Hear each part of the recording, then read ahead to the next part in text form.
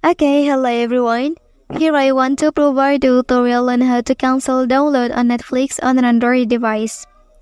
Okay, let's go to the tutorial. First, go ahead and open Netflix application on your device. Okay, and then click My Netflix at the bottom. And then you can select download here.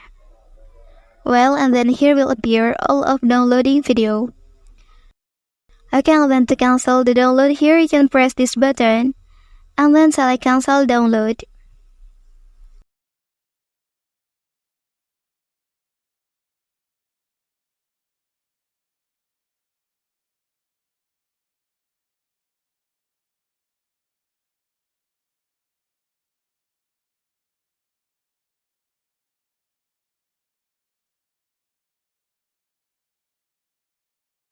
Okay, that's the tutorial on how to cancel download on Netflix on an Android device. If you are helped by this video, don't forget to like and subscribe to get other information from this channel. Thank you.